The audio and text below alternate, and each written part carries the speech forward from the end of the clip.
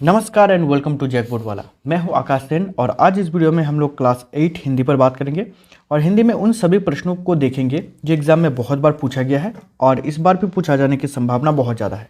ठीक है, अभी तो मैं आप लोगों को डिटेल में नहीं पढ़ा पा रहा हूँ क्योंकि कुछ दिन में आप लोगों का एग्ज़ाम है।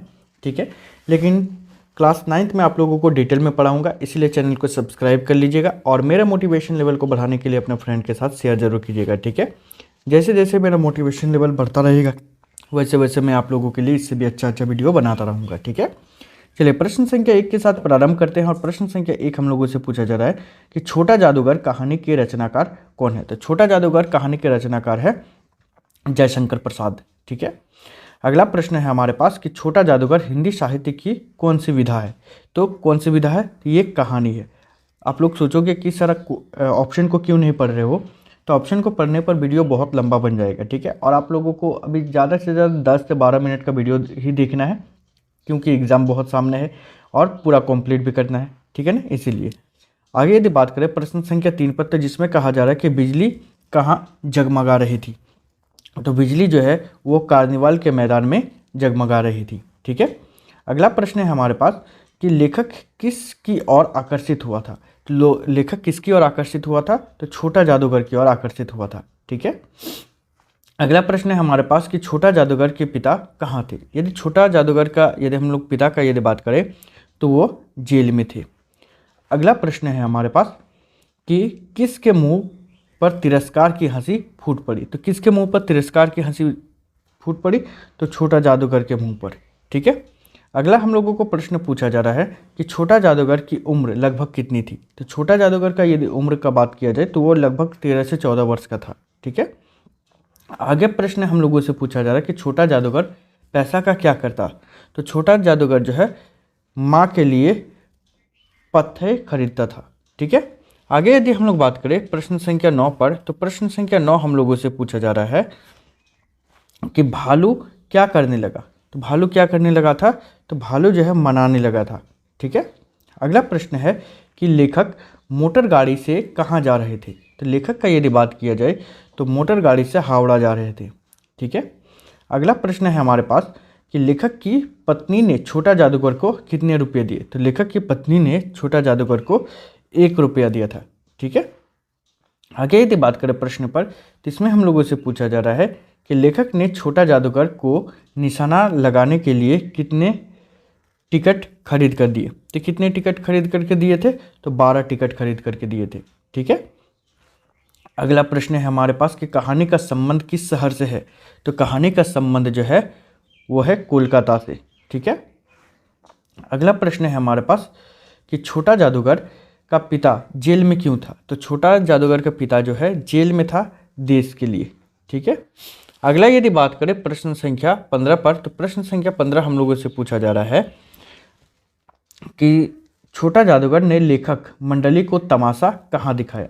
तो कहाँ पर तमाशा दिखाया, तो कोलकाता के बॉटनिकल उद्यान में। ठीक है, जिसको बॉटनिकल भी बोला जाता है। ठीक है ना, तो बॉटनिकल यहाँ पर लिखा गया है, कोई दिक्कत नहीं है।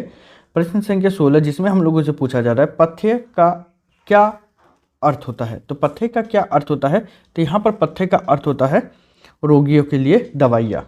ठीक है, आगे प्रश्न है कि मुझे शरबत ना पिलाकर अपने मेरा खेल देखकर मुझे कुछ दे दिया होता तो मुझे अधिक प्रसन्नता होती।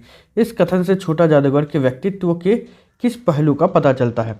ठीक है, तो यदि बात किया जाए तो माँ के प्रति कर्तव्य निर्वाह का पता चलता है। ठीक है, आगे यदि बात करें हम लोग प्रश्न पर, तो इसमें पूछा जा रहा है कि बाबूजी जेल में है। ये बातें सुनते हुए छोटा जादूगर बताते हुए छोटा जादूगर की कौन सी भावना व्यक्त हो रही थी।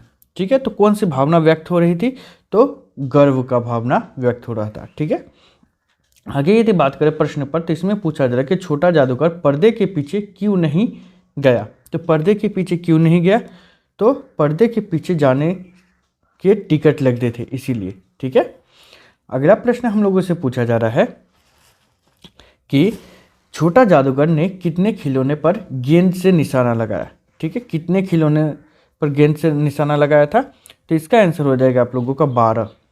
ठीक है, अगला प्रश्न है हमारे पास कि लेखक ने छोटे जादूगर की झोपड़ी में दूसरी बार क्या देखा। तो दूसरी बार क्या देखा था?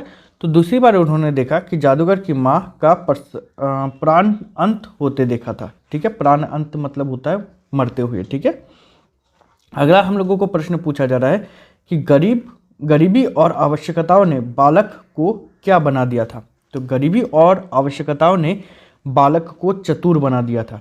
ठीक है, अगला प्रश्न है हमारे पास कि संध्या के समय का वातावरण कैसा था। यदि बात किया जाए संध्या के समय का, तो संध्या के समय का वातावरण शांत था।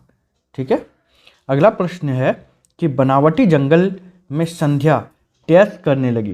तो क्या करने लगी थी? तो इसका आंसर होगा साय साय करने लगी।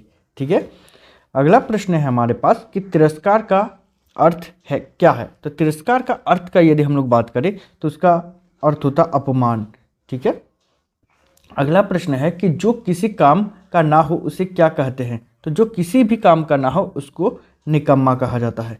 ठीक है, देखिए मैं क्लास 8 में आप लोगों को डिटेल में तो नहीं पढ़ा पा रहा हूँ क्योंकि एग्ज़ाम बहुत सामने है, लेकिन मैं प्रॉमिस कर रहा हूँ कि क्लास 9th में आप लोगों को डिटेल में पढ़ाऊँगा और आप लोगों को जो है ट्यूशन तक लेने की आवश्यकता नहीं पड़ेगी। ठीक है ना, तो इसीलिए चैनल को सब्सक्राइब जरूर कीजिएगा और मेरा मोटिवेशन लेवल को बढ़ाने के लिए अपने फ्रेंड के साथ शेयर जरूर कीजिएगा। ठीक है, अगला प्रश्न है कि बच्चे ने झूले में बैठे बैठे लेखक को किस नाम से पुकारा। तो किस नाम से पुकारा था? तो बाबूजी के नाम से पुकारा था। ठीक है, अगला प्रश्न है हम लोगों का कि बॉटनिकल उद्यान कहाँ स्थित है।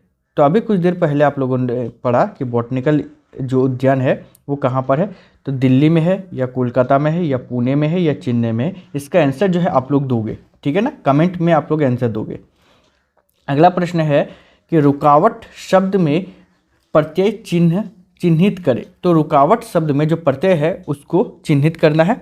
ठीक है, तो यहाँ पर जो रुकावट में हो जाएगा आवट। ठीक है, तो प्रत्यय किसे कहा जाता है? जो किसी शब्द के बाद में जुड़ करके उसके अर्थ को बदल देता है उसको प्रत्यय कहा जाता है। तो यहाँ पर आप लोगों का हो जाएगा आवट। ठीक है, अगला प्रश्न है हमारे पास कि छोटा जादूगर किस प्रकार की कहानी है। तो छोटा जादूगर का यदि बात करें तो ये किस प्रकार की कहानी है? तो ये एक चरित्र प्रधान कहानी है। ठीक है, तो आप लोगों को ऐसे ही और भी वीडियोस चाहिए तो चैनल को सब्सक्राइब कीजिएगा और मेरा मोटिवेशन लेवल को बढ़ाने के लिए अपने फ्रेंड के साथ शेयर जरूर कीजिएगा। ठीक है, तो इस वीडियो में इतना ही, मिलते हैं नेक्स्ट वीडियो में, तब तक के लिए बाय, थैंक यू।